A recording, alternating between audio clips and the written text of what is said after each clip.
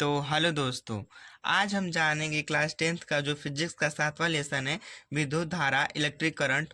उसमें कौन कौन से क्वेश्चन अत्यधिक महत्वपूर्ण है, ठीक है। और उसे जानने के साथ साथ उसे समझने का भी प्रयास करेंगे, ठीक है। तो आइए जानते हैं, जिसमें से आपका है कि विद्युत आवेश क्या होता है, ये कितने प्रकार का होता है। तो विद्युत आवेश किसे कहते हैं?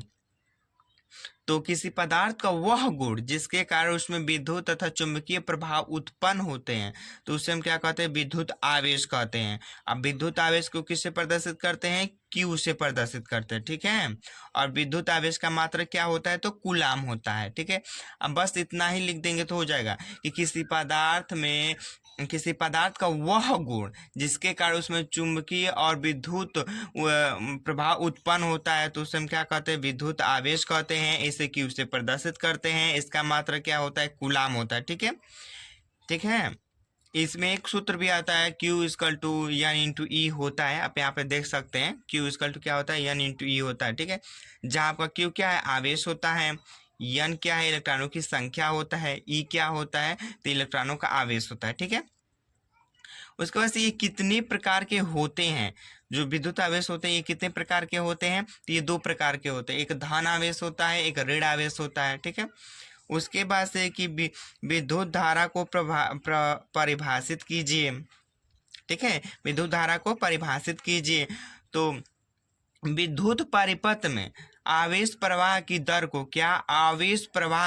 हम क्या कहते हैं? विद्युत धारा कहते हैं। इसे I से प्रदर्शित करते हैं। विद्युत धारा का मात्रक क्या होता है? तो कूलाम प्रति सेकेंड, या हम एम्पियर बोल देंगे, ठीक है। इसका भी एक सूत्र होता है, आई इक्वल टू क्या होता है? तो आप यहाँ पे देख सकते हैं, आई इक्वल टू क्या होता है? क्यू अपन टी होता है, ठीक है। इसका मात्रक कूलाम प्रति सेकेंड या एम्पियर होता है, ठीक है। उसके बाद से है कि विद्युत विभव तथा विद्युत विभवांतर किसे कहते हैं? तो विद्युत विभव किसे कहते हैं? तो मतलब अनंत से किसी धन आवेश या परीक्षण आवेश कह सकते हो। धन आवेश कह सकते हो, परीक्षण आवेश कह सकते हो, ठीक है। अनंत से धन आवेश को विद्युत क्षेत्र में स्थित किसी बिंदु तक में ले आने में किए गए कार्य को क्या कहते हैं? विद्युत विभव कहते हैं, ठीक है। क्या कहते हैं? विद्युत विभव कहते हैं। इसे हम भी से प्रदर्शित करते हैं। जो विद्युत विभव होता है इसे भी से प्रदर्शित करते हैं। भी इक्वल टू क्या हो जाएगा हमारा? W अपन Q हो जाएगा, क्योंकि एकांक आवेश को ले जाने में किए गए कार्य को क्या कहते हैं? विद्युत विभव कहते हैं, ठीक है। उसके बाद से इसका मात्रक क्या हो जाएगा? तो इसका मात्रक हम जूल बोल सकते हैं। क्या बोल सकते हैं? जूल प्रति कूलाम बोल सकते हैं। जूल प्रति कूलाम, ठीक है। या हम बोल सकते हैं क्या? बोल्ट बोल सकते हैं, ठीक है। इसका मात्रक जूल प्रति कूलाम होता है या वोल्ट होता है, ठीक है। उसके बाद से कि विभवांतर, विद्युत विभवांतर क्या होता है? तो ये विद्युत क्षेत्र में ही स्थित, क्या? विद्युत क्षेत्र में ही स्थित किसी एक आवेश को एक बिंदु से दूसरे बिंदु तक में ले जाने में किए गए कार्य को क्या कहते हैं? विद्युत विभवांतर कहते हैं। इसे भी हम भी से ही प्रदर्शित करते हैं। भी इक्वल टू क्या होता है? W अपान ही Q होता है। और इसका भी मात्रक जूल प्रति कूलाम या वोल्ट होता है, ठीक है। बस इन दोनों में यही अंतर है ना, कि इसमें क्या होता है कि मतलब आवेश को क्या अनंत से लाया जाता है विद्युत क्षेत्र में, इसमें आवेश को क्या किया जाता है? विद्युत क्षेत्र में ही एक बिंदु से दूसरे बिंदु तक ले जाया जाता है, ठीक है। उसके बाद से कि विद्युत प्रतिरोध किसे कहते हैं? क्या? विद्युत प्रतिरोध किसे कहते हैं? तो किसी चालक का वह गुण, क्या? किसी चालक का वह गुण जो चालक में प्रवाहित होने वाले धारा का क्या करता है? धारा का मतलब अवरोध मतलब रोकता है, ठीक है। मतलब उसे रोकता है, क्या? समझ रहे हैं कि क्या होता है विद्युत प्रतिरोध? तो मतलब क्या होता है कि किसी चालक का वह गुण जो उसमें प्रवाहित होने वाले धारा के मार्ग में क्या करता है? अवरोध उत्पन्न करता है, मतलब उस धारा को रोकता है। तो उसे क्या कहते हैं? विद्युत प्रतिरोध कहते हैं। इसे हम किससे प्रदर्शित करते हैं? R से प्रदर्शित करते हैं, ठीक है। इसका भी एक सूत्र होता है, R इक्वल टू क्या होता है? V अपान I होता है। इसका मात्रक क्या हो जाएगा? तो वोल्ट हो जाएगा, वोल्ट प्रति एम्पियर, या हम बोल सकते हैं ओम।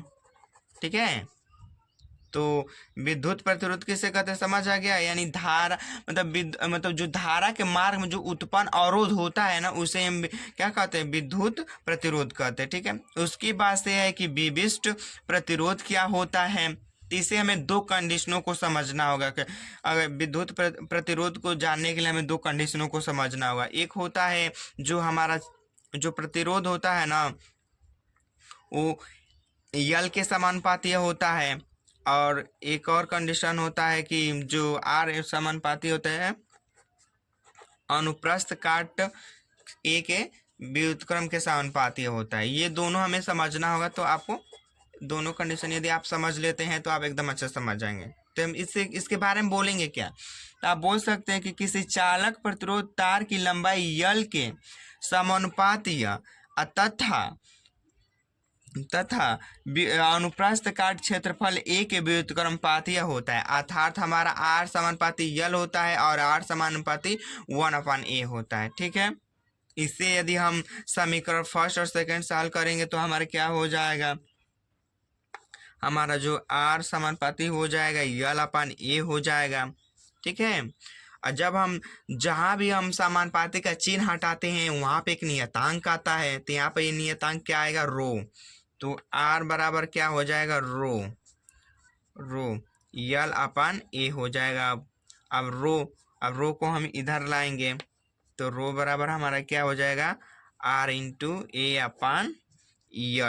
इसी हम रो को क्या कहते हैं, इसी रो को हम क्या कहते हैं, विशिष्ट प्रतिरोध कहते हैं। ठीक है, इस रो को हम क्या कहते हैं, विशिष्ट प्रतिरोध कहते हैं। तो विशिष्ट प्रतिरोध बराबर एक सूत्र हो जाएगा, r/a बराबर यल हो जाएगा, अपान यल हो जाएगा, अपान यल है, अपान यल हो जाएगा। ठीक है, ये रो क्या है, विशिष्ट प्रतिरोध है। आर क्या है, प्रतिरोध है। एक क्या है, अनुप्रस्थ काट का क्षेत्रफल। ठीक है, मतलब जो तार जो होता है ना उसका मतलब कितना मोटाई है वो उसका। यल क्या है, तो उस तार की लंबाई इसका। तो विशिष्ट प्रतिरोध का मात्रक क्या होता है, तो ओम इंटू मीटर होता है। क्या, ओम इंटू मीटर होता है। ठीक है, तो आप बस ये दो कंडीशनों को आप समझ जाते हैं तो आप बिल्कुल विशिष्ट प्रतिरोध को समझ जाएंगे। ठीक है, उसके बाद से है कि आपका कि ओम का नियम बताइए। ये सबसे इंपॉर्टेंट क्वेश्चन है, ओम का नियम क्या होता है, क्योंकि बहुत बार पूछे जाने वाला क्वेश्चन है कि ओम का नियम बताइए। तो ओम का नियम क्या होता है, तो ओम के नियमानुसार क्या होता है, ओम के नियमानुसार क्या होता है कि किसी चालक के सिरों के मध्य उत्पन्न विभवांतर भी और उसमें प्रवाहित होने वाला जो धारा होती है आई के समानुपाती होता है। मतलब जो हमारा जो भी होता है ना वो आई के समानुपाती होता है। ठीक है, जैसे आई हम समझाते हैं यहाँ पे, जैसे कि मान लीजिए कोई ये तार है, ठीक, कोई ए बी, कोई समझ लिए कि ए बी कोई तार है। ठीक है, इसके सिरों के मध्य उत्पन्न विभवांतर, क्या, इसके सिरों के मध्य उत्पन्न विभवांतर मान लीजिए भी है और इसमें प्रवाहित होने वाली धारा आई है। तो क्या होता है, जो भी होता है हमारा आई के समानुपाती होता है। यही ओम का नियम है। ओम ने बताया था कि किसी चालक के सिरों के मध्य उत्पन्न जो विभवांतर होता है ना और उसमें बहने वाली धारा आई के समानुपाती होता है, यही ओम ने बताया था। ठीक, अब हम आई अभी हमने कुछ देर पहले कहा कि जहाँ भी समानुपाती का चिन्ह हटाते हैं वहाँ पर एक नियतांक आता है। तो हम यहाँ पर समानुपाती का चिन्ह हटाएंगे तो बराबर आएगा और यहाँ पे एक नियतांक आएगा आर। तो ये हो जाएगा r/i हो जाएगा, या हम लिख सकते हैं क्या, r/r क्या हो जाएगा, v/i हो जाएगा।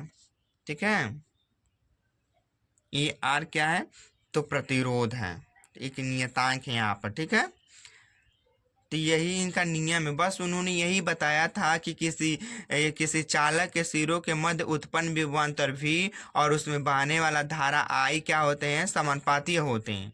ठीक है, और इसका मात्रक क्या हो जाएगा, तो वोल्ट प्रति एम्पियर बोल सकते हो या ओम बोल सकते हो।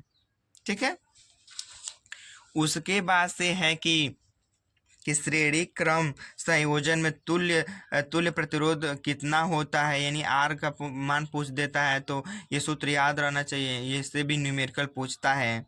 तो श्रेणी क्रम में मतलब तुल्य प्रतिरोध का सूत्र क्या होता है, तो आर इक्वल टू क्या होता है, R1 plus R2 plus R3 plus, यदि 3 प्रतिरोध है तो तीनों को जोड़ देंगे, यदि 4 है तो चारों को जोड़ देंगे, 5 है तो पांचों को जोड़ देंगे। ठीक है, श्रेणी क्रम में के लिए तुल्य प्रतिरोध के लिए हम क्या कर देते हैं, डायरेक्टली जोड़ देते हैं। ठीक है, उसके बाद से है कि समांतर या पार्श्व क्रम संयोजन में तुल्य प्रतिरोध का सूत्र क्या होता है।